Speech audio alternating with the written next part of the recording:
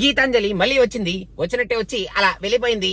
అదే ఇప్పుడే అదే మన గీతాంజలి కేమ్ అగైన్ మూవీ చూడటం జరిగిందనమాట. గీతాంజలి ఫస్ట్ పార్ట్ నేను చూడలేదు బాబు, అది ఎప్పుడు వచ్చిందో నాకు తెలియలేదు కాబట్టి చూడలేదు. కానీ సినిమా బాగానే ఉంటుందని విన్నాను. ఫస్ట్ పార్ట్ చూడలేదు కదా, సెకండ్ పార్ట్ కి ఎలాగా అనుకునే లోపలే ఆ సినిమా టైటిల్స్ జరిగేటప్పుడు ఫస్ట్ పార్ట్ లో ఏం జరిగింది అనేది మనకి గ్లిమ్స్ ఇచ్చేసారనమాట. Okay, very good, the glimpse is very nice. Now I understood the first part, now what happens in the second part అన్నట్టు మనం సినిమాలోకి ఎంటర్ అయిన తర్వాత with no chills, no thrills, only 1 or 2 times funs ఈ సినిమాని మన ముందుకి, అదేంటది ఇప్పుడు గీతాంజలి మళ్ళీ రావడం ఎంత అవసరం, అసలు అవసరమా అనేటట్టు ఈ మూవీని మన ముందుకు తీసుకొచ్చారనమాట. ఫస్ట్ హాఫ్ లో యాక్చువల్ గా సినిమా స్టార్ట్ అయినప్పుడు 2-3 కామెడీ బిట్స్, అలా 2-3 డైలాగులకి మనం నవ్వుకుంటాం. చాలా చాలా క్యామియోస్ ఉన్నాయి బాబు ఈ సినిమాలో. ఒకవేళ ఎవరైనా థియేటర్కి వెళ్తే ఆ క్యామియోస్ ఏమిటి అనేది మీకు అంటే అవసరం లేని అవసరం ఉన్నా అసలు ఎందుకు వస్తున్నారా బాబు ఈ cameos, okay everybody supporting each other for the అంజలిస్ 50th movie అన్నట్టు మనం అనుకొని మనం ఆ క్యామియోస్ అలా మర్చిపోవచ్చు అనమాట. ఇంకా దాని తర్వాత ఈ సినిమాలో స్టోరీ అనేది అసలు చాలా రెగ్యులర్ రొటీన్ స్టోరీ లాగా అలా వెళ్ళిపోతూ ఉంటది.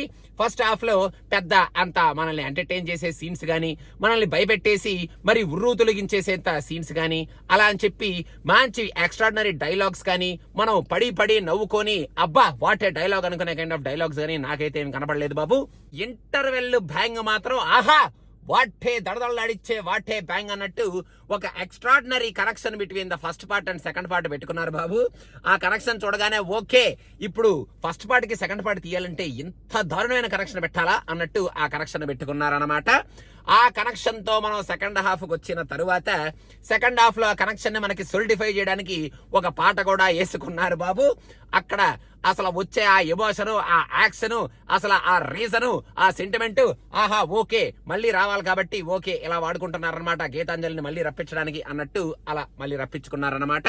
మన దెయ్యాలు భూతాలు అన్నట్టు ఆ మహల్లో ఉన్న కైండ్ ఆఫ్ కామెడీని ఎరక్కొడేస్తారేమో, అసలు ఇప్పుడు చింపేస్తారేమో అని మనం ఎక్స్పెక్ట్ చేస్తే, గీతాంజలి మళ్ళీ వచ్చిందని చెప్పి కామెడీ కూడా మళ్ళీ రావాలని మీరు ఎక్స్పెక్ట్ చేస్తే తప్పు అన్నట్టు అక్కడ మనకి ఓన్లీ ఒక 10 to 15 minutes of the second half లో, that to towards the climax లో మంచి కామెడీ ఎపిసోడ్ పెట్టుకొని మనల్ని నవ్వించారు తప్ప, సెకండ్ హాఫ్ లో పక్కన మనకి సునీల్ ఉన్న, సత్య ఉన్న, మన శ్రీనివాస్ రెడ్డి ఉన్న, మన సత్యం రాజేష్ ఉన్న, శకలక శంకర్ ఉన్న, అక్కడ కామెడీ మాత్రం లేదు బాబు అనేటట్టు ఆ సెకండ్ హాఫ్ లో ఆ మిగతా పోర్షన్ ఆఫ్ ద మూవీ అంతా ఉందన్నమాట.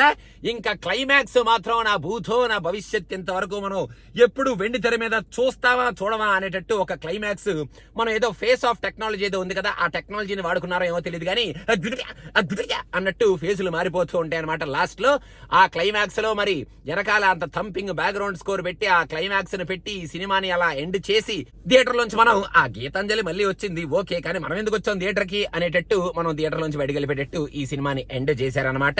గీతాంజలి మళ్ళీ వచ్చింది అని చెప్పి ఇంకోసారి మళ్ళీ థర్డ్ పార్ట్ తీయడానికి ఏమైనా ప్రయత్నం చేస్తారేమో అని చెప్పి కొంచెం టెన్షన్ గా ఉంది నాకు.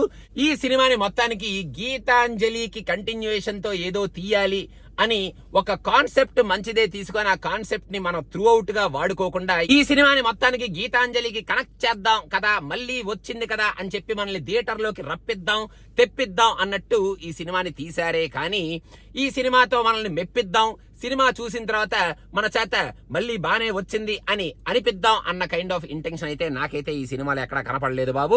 మొత్తానికి సినిమాకి ఎందుకు వచ్చాం అని మనం మొప్పించుకొని సినిమా థియేటర్ నుంచి బయటకు వెళ్ళిపోయేటట్టు ఈ సినిమా మన ముందుకు వచ్చిందని మాత్రం నేను చెప్పగలుగుతాను.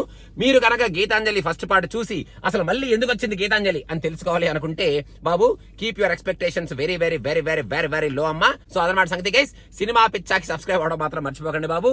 మొత్తానికి రవిశంకర్ గారి ఎక్స్ట్రాడినరీ వాయిస్ ని జస్ట్ అలా వాడుకొని ఆయన్ని అలా కలరేసి అలా మనకి చూపించడం తప్ప ఈ సినిమాలో ఆయన చేత మనల్ని పెద్ద భయపెట్టి గగ్గోలు పెట్టించిన ఆ సీన్లు మాత్రం లేవన్నమాట. అదనమాట సంగతి. ఇంకా అది గీతాంజలి మళ్ళీ వచ్చి అలా వెళ్ళిపోయింది అని చెప్పడానికి ఆ రీజను. ఇంకా నేను ఉంటాను. ఇంకా బాయ్ బాయ్.